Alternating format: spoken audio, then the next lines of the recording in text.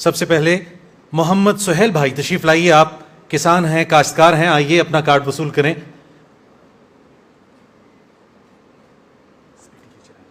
تشریف لائیں گے محمد شعیب کاشتکار بھائی، اپنا کارڈ وصول کریں گے. محمد جنید، آپ بھی ہمارے کسان بھائی ہیں. اور اللہ بخش تشریف لائیے گا.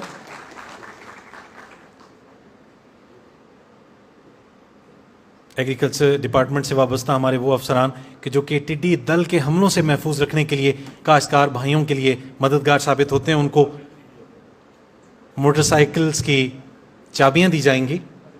اور اس میں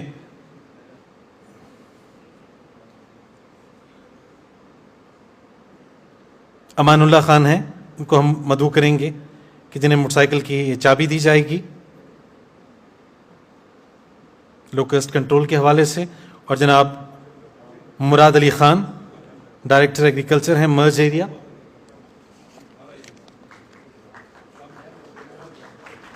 حوصلہ افزائی کیجیے ہمارے کسان بھائیوں کی.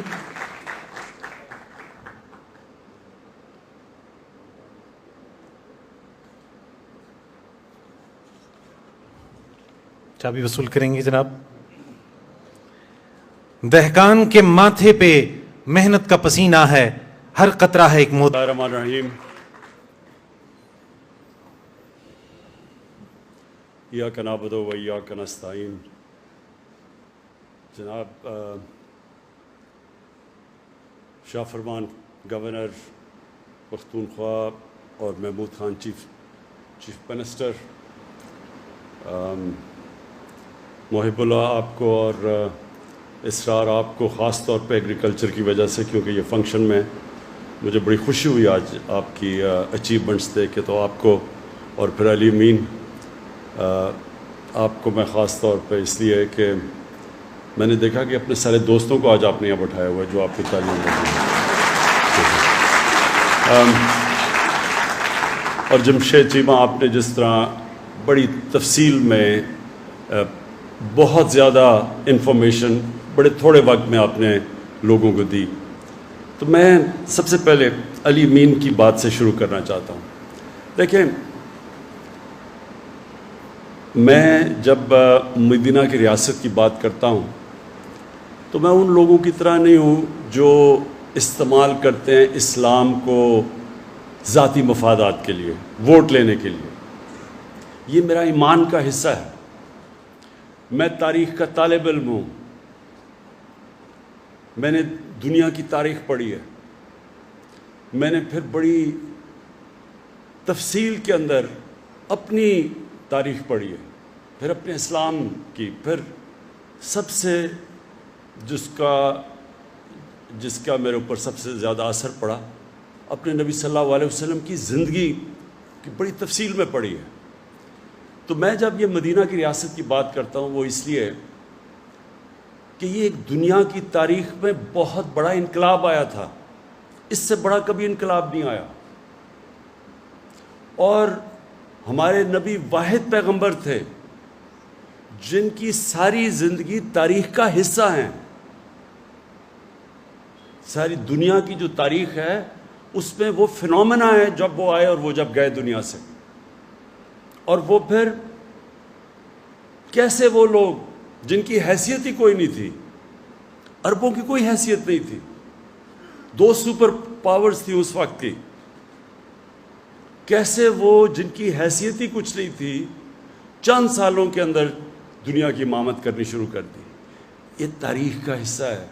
آپ سٹوڈنٹس بیٹھے ہیں، اس کو سمجھیں. ہم صرف جمعے کے خطبے پہ جا کے سن کے آ جاتے ہیں باہر. ہماری زندگی میں دین کا ہماری زندگی پہ کوئی اثر نہیں ہوتا، اس لیے ہمارے حالات برے ہیں.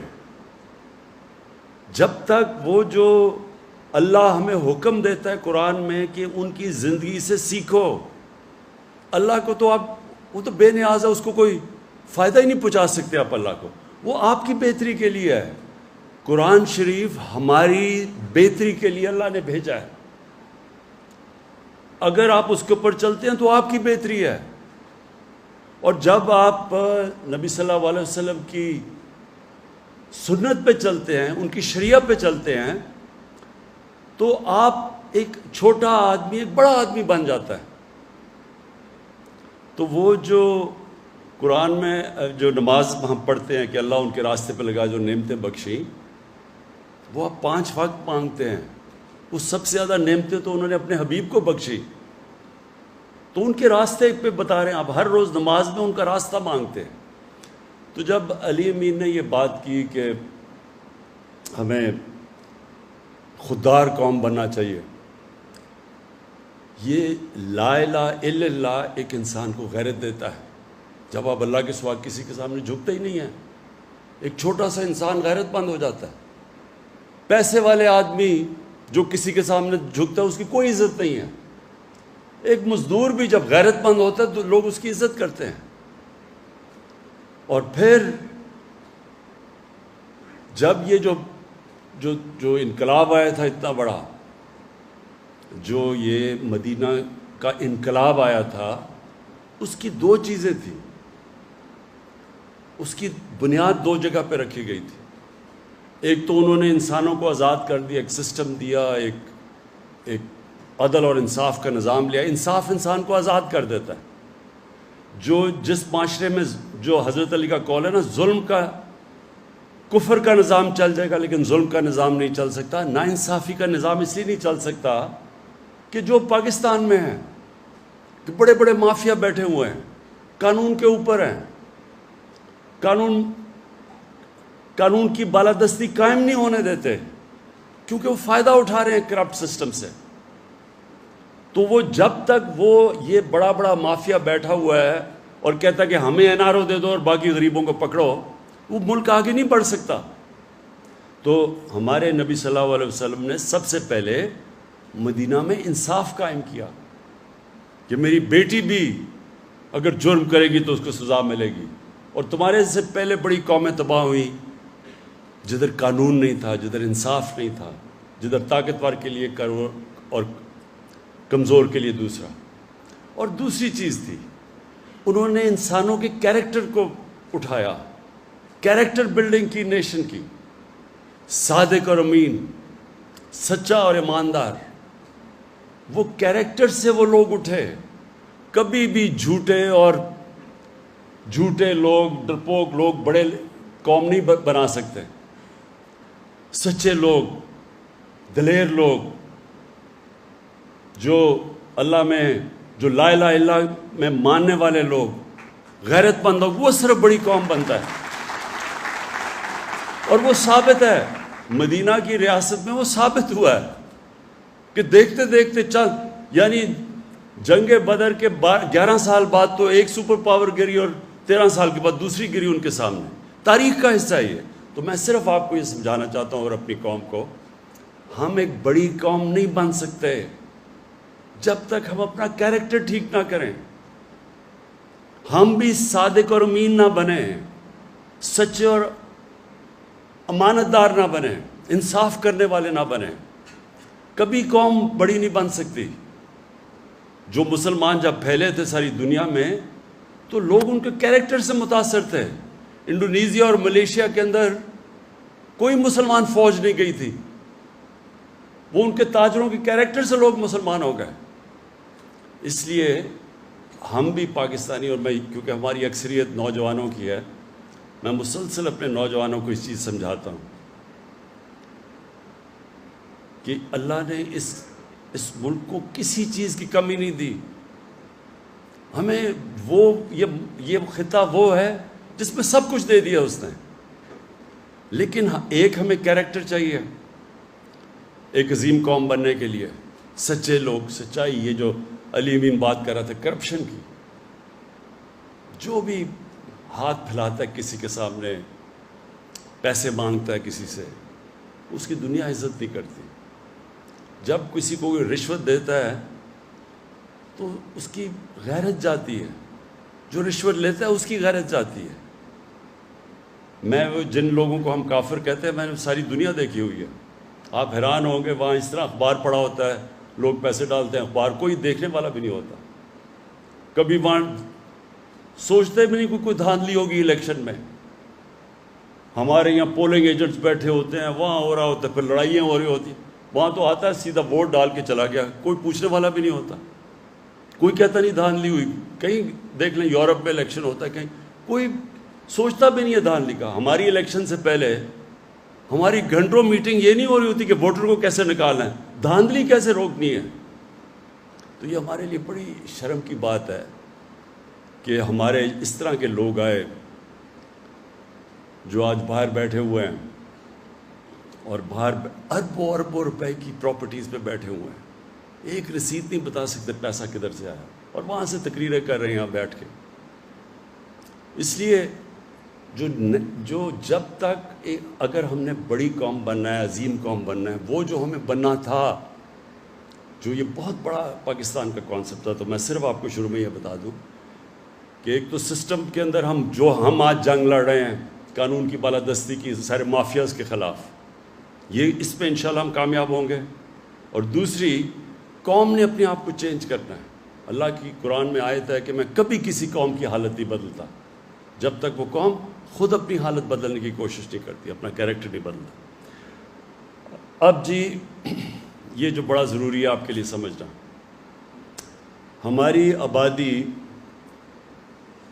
جب پاکستان بنا تھا, اور ہماری آبادی جب پاکستان بنا تھا تو 4 کروڑ سے بھی کم تھی.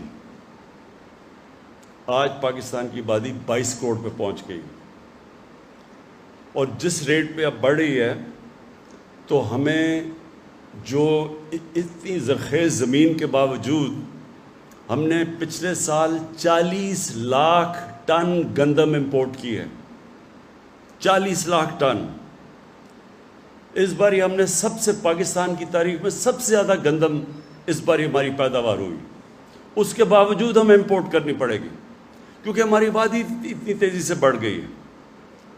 ہم وہ چیزیں, دالیں امپورٹ کرتے ہیں, سارا جو ہمارا گھی ہے تقریباً 70-80% وہ ہم امپورٹ کرتے ہیں, کھانے پینے کی چیز امپورٹ کرتے ہیں. اور جب دنیا میں ساری قیمتیں بڑھی تو پاکستان میں کیونکہ ہم امپورٹ کر رہے ہیں, یہاں بھی مہنگائی آ گئی. اس لیے ہمارے پاس اب آج جدھر ہم کھڑے ہیں اور جس طرح آبادی بڑھی ہے, اس کو تو ایک تو چیز یہ کہ ہم نے اپنی بنیادی ترین پرائمری ایجوکیشن کے اوپر زور لگانا ہے, اور جو ہم پوری کوشش کر رہے ہیں. اب 2 چیزوں سے آبادی کی سپیڈ نیچے آتی ہے. ایک, بنیادی تعلیم دیں بچوں کو اور اپنی بچیوں کو, اور دوسرا جو بنیادی ہیلتھ کیئر ہے, جو نیچے جو پرائمری ہیلتھ کیئر جسے کہتے ہیں, اس کو ٹھیک کریں. تو وہ تو انشاءاللہ ہم کر رہے ہیں. لیکن اس کے ساتھ ساتھ ابھی سے ہمیں پلاننگ کرنی ہے کہ ہم نے کیسے اپنی بڑھتی ہوئی آبادی کو ہم نے کیسے اناج دینا ہے, ہم نے کیسے اپنے لوگوں کا پیٹ پالنا ہے, اور ہم نے کیسے اگر اسی طرح آبادی بڑھتی رہی اور اتنی پیداوار ہماری رہی تو آگے جا کے یہاں تو بہت بھوک ہوگی پاکستان میں. کیونکہ باہر اگر اسی طرح باہر بھی جو قیمتیں بڑھی ہیں, یہ 20 سال کے بعد کبھی اتنی تیزی سے انفلیشن یعنی قیمتیں نہیں بڑھی کموڈیٹیز کی, کھانے پینے کی چیزوں میں, جو اس 1 سال کے اندر بڑھی ہے. تو اس لیے اگر ہم خود اپنی ساری اس ملک میں اناج اگا سکیں تو ہمیں فرق نہیں پڑے گا اگر دنیا میں قیمتیں اوپر جائیں. لیکن اگر ہمیں امپورٹ کرنی پڑتی ہے تو ہمیں فرق پڑے گا, اور پڑ رہا ہے. تو اس لیے یہ بڑا امپورٹنٹ ہے, یہ جو آج جس کے لیے میں خاص طور پہ آیا ہوں, گوملزام ڈیم کا. آج ہم یہ جو تقریباً 2 لاکھ ایکڑ زمین مزید اب اس سے کاشت ہوگی, یہ بڑا ضروری ہے. کیونکہ ہمیں اب سارے پاکستان کو دیکھا اور جو چیزیں جگہیں بتائیں, وہ جگہیں جدھر ابھی تک کوئی فصل نہیں اگ رہی تھی کیونکہ پانی نہیں تھا, تو ہمیں اب جو اپنی عقل استعمال کر کے فیصلہ کرنا ہے, اتنا ہمارے پاس پانی ہے, انڈس کے اندر اتنا پانی ہے, یہ جو سارے 5 دریا ہیں, یہ سلیمان سے جو نیچے آتے ہیں پہاڑوں سے, ان میں سے کتنا پانی آتا ہے, اس پانی کو ہم نے سٹور کیسے کرنا ہے. سب سے زیادہ پاکستان کی یہ یعنی 50 سال کے بعد پہلی دفعہ ڈیمز بن رہی ہیں پاکستان میں, اور انشاءاللہ 10 سالوں میں ہم نے 10 ڈیمز کا پورا پروگرام بنایا ہوا ہے بننے کا. تو ہمارا ابھی 14 MAF پانی سٹور کر سکتے ہیں. اس کو ہماری کوشش ہے 25 پہ لے کے جائیں اور اس کو ڈبل کر دیں. تو یہ ہمیں سب سے پہلے تو پانی کتنا ہے, اس کو ہم نے بچانا کتنا ہے, اس کو کیلکولیٹ کریں. پھر جو پانی بچے اس کا بہتر استعمال کیسے کرنا ہے. ابھی ہم استعمال بھی ٹھیک نہیں کرتے تاکہ ہم اپنی زمین سے زیادہ پیداوار لیں. تو یہ چیلنجز ہیں. اور پھر ریسرچ. دیکھیں جب تک ہم ریسرچ نہیں کریں گے, اور ہماری بڑی زبردست ریسرچ ہوتی تھی, ہم جب بڑے ہو رہے تھے فیصل آباد یونیورسٹی کی بڑی ریپوٹیشن تھی ساری جگہ, بڑی لوگ تعریف کرتے تھے اس کی. اس کے بعد ساری ہماری ریسرچ چلے گی. اب یہ دیکھ لیں کہ ہندوستان کی ییلڈ یا پیداوار ہمارے سے زیادہ ہے. ہم بات ہی نہیں کر رہے کہ امریکہ اور یہ یورپ کی, ہم تو بات کریں اپنے ہمسائے کی جو ہمارے ساتھ آزاد ہوا تھا, اس کی ہمارے سے زیادہ پیداوار ہے, کیونکہ وہاں بھی ریسرچ زیادہ ہے. تو اس لیے سیڈ ڈیولپمنٹ, اس کی ریسرچ کرنا, پانی کا بہتر استعمال کیسے کرنا, اپنی پیداوار کو بڑھانا, نئی ٹیکنالوجیز کا کیسے استعمال کرنا, اب اس طرف ہم نے جانا ہے. اور پھر ہمارے ہی جو سارے علاقے پڑے ہیں, جس طرح قبائلی علاقے کی بات کی ابھی جمشید نے, یہ سارا وزیرستان پڑا ہے ہمارا, یہ بہت بڑے علاقے پڑے ہیں ادھر. اب ان علاقوں کا بہترین استعمال کیسے کرنا ہے. ایک چیز تو پاکستان میں شروع ہوگی, مثلا زیتون, پورا زیتون کا انشاءاللہ انقلاب آ رہا ہے ساری جگہ, اور پختونخوا میں خاص طور پہ. اور یہ سارے قبائلی علاقے میں, یہ بلوچستان تک ہم زیتون اگا سکتے ہیں. اور زیتون ایک کیش کراپ ہے. ایک تو یہ ہے کہ پاکستان میں بڑا فائدہ ہوگا, بڑی مہنگی بکتی ہے زیتون کا تیل, لیکن یہ دنیا میں ہم ایکسپورٹ کر سکتے ہیں. اور پاکستان میں ہم نے ریسرچ کی ہے کہ بہترین علاقے ہیں پاکستان میں, اور بہت زیادہ علاقے ہیں زیتون کے. پھر اور بڑے کیش کراپس ہیں, مثلا ایووکاڈو ہے. اب ایووکاڈو ساری سبزیوں کا بادشاہ سمجھا جاتا ہے, سب سے زیادہ وٹامنز ہیں اس میں. ہمارا ملک بہترین ملک ہے ایووکاڈو اگانے پہ. میں نے اپنے گھر میں اگایا, ایکسپیریمنٹ کیا, زبردست اگتے ہیں. تو دکان میں پتہ چلا ایک ایووکاڈو 700 روپے کا بکتا ہے. تو یہاں ہمارے تو اتنا ہی جگہ ہے اگانے کی. تو کہنے کا مقصد یہ, انسان کو اپنا ذہن لگانا پڑتا ہے, اس کے لیے سوچنا پڑتا ہے, آگے کا سوچنا پڑتا ہے, اگلی الیکشن کا نہیں, اپنی اگلی نسلوں کا سوچنا پڑتا ہے.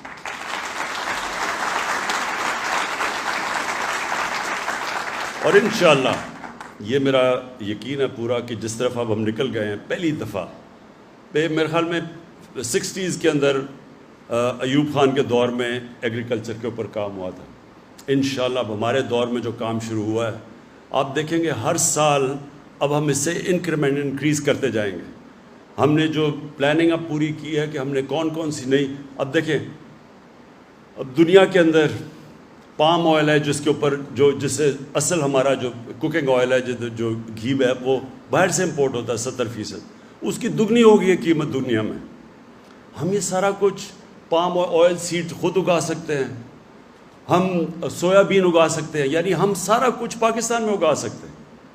تو انشاءاللہ جو اب سے ہم پلاننگ کر رہے ہیں کہ دنیا میں جو بھی مسئلے آئیں, پاکستان میں ساری چیزیں جو بنیادی ضروریات ہیں ہماری, دالیں مثلاً, عام آدمی دال کھاتا ہے, یہ بھی دن آنا تھا سوچے کتنے 70% دال ہم باہر امپورٹ کر رہے ہیں.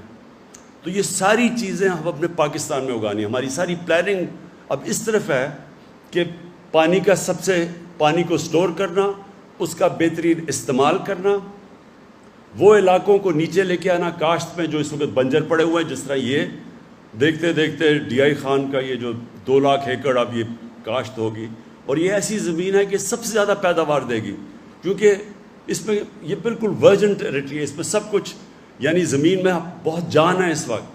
جن زمینوں پہ زیادہ کاشت کرتے رہتے ہیں ان کی پیداوار کم ہوتی جاتی ہے.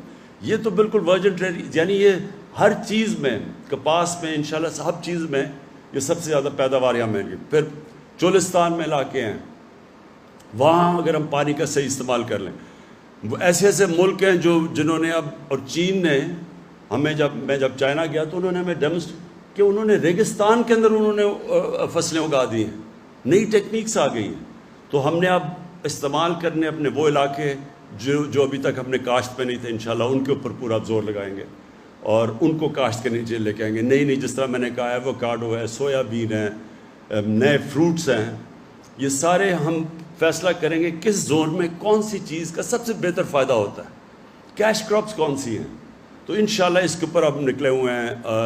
اور یہ جو آج انیشیٹو ہے کہ یا ایگریکلچر یونیورسٹی کا، یہ بہت ضروری تھا یہاں، کیونکہ ڈی آئی خان کے اندر اس کا بہت بڑا امپیکٹ پڑے گا اگر یہاں ریسرچ ہو. ادھر میاں والی میں جو میں نے نمل یونیورسٹی بنائی ہے، اس کے اندر بھی ہم ایک باہر سے جو دنیا کا ٹاپ ایگریکلچر کی انڈسٹری ہے ہالینڈ کی، اس سے ہم نے کولیبریشن کی ہے. ادھر ہم بنا رہے ہیں ایگریکلچر ریسرچ کے لیے، تاکہ ہم آپ کو اس سارے علاقے کو ہم بتائیں کہ بہترین لیٹسٹ پریکٹسز کیا ہیں اور لیٹسٹ ٹیکنالوجی کیا ہے. اور پھر چائنا کے ساتھ ہماری اگریمنٹ ہوئی ہے سی پیک کے اندر کہ ہم نے ان سے بھی جو ان کی ٹیکنیکس ہیں، جو لیٹسٹ ٹیکنالوجیز ہیں. چائنا میں مثلا دودھ ہے، گائے ہمارے سے کوئی 3-4 گنا زیادہ دودھ دیتی ہے گائے وہاں. تو ہمارا اس وقت بڑا مسئلہ بنا ہوا ہے پاکستان میں، ہمارے اتنے زیادہ گائے بھینسیں ہیں لیکن دودھ بہت کم ہے، ملک کے لیے کافی دودھ نہیں، اور جو دودھ ہے وہ بدقسمتی سے زیادہ تر اس میں ملاوٹ ہوتی ہے اور وہ ہمارے بچوں کے لیے برا ہے. تو دودھ کے اوپر پورا زور لگائیں گے، کیسے ہم اپنی جو بریڈ ہے، جو نسلیں ہیں، ان کو بہتر کر سکتے ہیں. آخر میں صرف کیونکہ آج ڈی آئی خان آیا ہوں، میں یہ ضرور اناؤنس کروں گا کہ بڑا مسئلہ بنا ہوا ہے ہمارا ساؤتھ وزیرستان میں. مسعود اور ہمارے جو 2 بڑے قبیلے ہیں، مسعود اور وزیر قبیلے، وہ ڈسٹرکٹ چاہ رہے ہیں کہ 2 ڈسٹرکٹس بن جائیں اس علاقے کی. تو میں یہ آج اناؤنس کر رہا ہوں کہ انشاءاللہ اب ہم ان کے لیے 2 مختلف ڈسٹرکٹس بنائیں گے. لیکن میں میں ساتھ کہہ چلوں کہ ان کے تھوڑے سے مسئلے ہیں زمین کے، اور وہ میں نے ان کو کہا ہوا ہے محمود خان کو کہ ان کے اندر ڈسپیوٹ ہے زمین کی، تو پہلے وہ ہم حل کر دیں گے اور پھر انشاءاللہ دونوں کو ہم ڈسٹرکٹ بنائیں گے. اس سے مقصد اس کا یہ ہے کہ زیادہ بہتر ایڈمنسٹریشن بہتر ہو سکے. جتنے آپ چھوٹا ایڈمنسٹریٹو بلاک بنائیں گے اتنی بہتر سروس دے سکتے ہیں لوگوں کو. تو بڑے بڑے علاقوں میں جب ہو جاتے ہیں اور بڑے لوگوں کو دور جانا پڑتا ہے، تکلیف ہوتی ہے. تو صرف اس لیے انشاءاللہ یہ میں آج اناؤنس کر رہا ہوں. اور قبائلی علاقے کا میں خاص طور پہ جو پرانا قبائلی علاقہ تھا اس کے اوپر ہم نے خاص زور لگانا ہے کہ وہاں کس طرح ہم ان کی کس طرح کی فصلیں کو ان کی کیسی مدد کر سکتے ہیں، کیونکہ وہ پیچھے رہ گیا ہے. تو ہم نے خاص طور پہ زور لگانا ہے کہ وہاں کے لوگوں کی ہم نے اسٹینڈرڈ آف لیونگ، ان کی زندگی بہتر، ان کو کیسے ہم کر سکتے ہیں. آج کسانوں کے مجھے یہ سب سے بڑی خوشی ہے کہ سب سے زیادہ پیسہ آج کسانوں کے پاس گیا ہے پاکستان کی تاریخ میں. کبھی اتنا زیادہ پیسہ کسانوں کے پاس نہیں گیا، کیونکہ پہلی دفعہ ہم نے قیمت دی ہے. یہ بڑا جو شوگر مافیا تھا وہ پیسے نہیں دیتا تھا کسانوں کو، جو شوگر ملز تھی وہ جو ریٹ بھی تھی اس سے بھی کم پیسہ ملتا تھا. تو کیونکہ ہم نے قانون سے زور لگا کے پیسہ دلوایا ہے، کسانوں کے پاس پیسہ آیا، انہوں نے اپنی فصلوں پہ لگایا، تو ہر چیز میں ریکارڈ ہو رہا ہے. یعنی ہمیں گندم میں ریکارڈ ہوا، ہمارے اس میں چھلی کیا میز رائس کا سب سے ریکارڈ کراپ ہوا. اور انشاءاللہ بڑی دیر کے بعد کاٹن کراپ ہماری جو بھی بتایا تھا کہ انشاءاللہ بڑی زبردست آ رہی ہے، اللہ موسم کو ٹھیک رکھے.